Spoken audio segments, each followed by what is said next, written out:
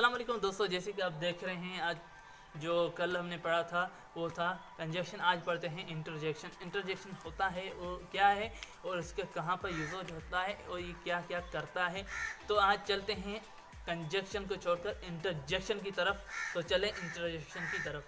तो इंटरजेक्शन क्या है? इंटरजेक्शन मीन्स जहाँ पर हमें एक्सक्लेमेशन हो, जहाँ पर हैरत हो, इंटरजेक्शन वहाँ पर यूज़ होता है। जब मैं हैरत में आता हूँ तो वहाँ पर interjection is a kind of exclamation interest into the regular speech activity is it is a brief and rough pace of the speech of the expressing emotion जो होता है ना, इमोशंस, हमें इनका इमोशंस देखेंगे। उफ, किसी को तकलीफ उफ, या अचानक ऐसी कोई चीज़ हो गई तो यहाँ पर इमोशन हमें दिखाता है। इमोशन होता क्या है? तो चलते हैं इमोशंस के यूजेज करते हैं, कहाँ पे कौन सा यूज़ होता है इन इमेजन्स मीन्स इमोशंस का।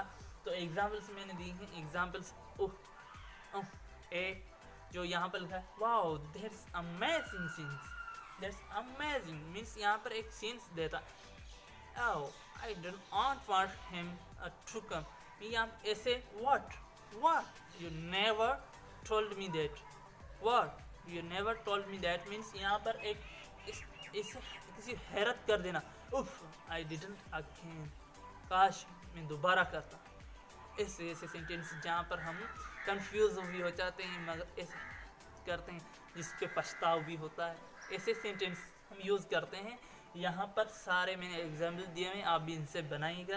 तो जैसे आपको अगर कोई वीडियो समझ नहीं आती तो आप बिल्कुल भी क्वेश्चन कर सकते हैं, भाई मुझे समझ नहीं आया तो मैं आपको फिर से भी बताऊंगा, समझाऊंगा। अगर आपको समझ नहीं आता तो बिल्कुल भी आप पूछ सकते हैं। तो हमारे पार्ट्स ऑफ स्पीच आज हुए ख़त्म हो गए। पार्ट्स ऑफ स्पीच मुकम्मल हो गए, कंप्लीट हो गए। तो इंशाल्लाह अब जल्दी आपको मैं टेंस की तरफ लेके चलूँगा। टेंस क्या होते हैं, टेंस कहाँ पे यूज़ होता है और टेंस बनते कैसे हैं, कैसे बनाते हैं। तो आज हमारे पार्ट्स ऑफ स्पीच हुए कंप्लीट। तो अगली वीडियो में मिलेंगे टेंस के साथ।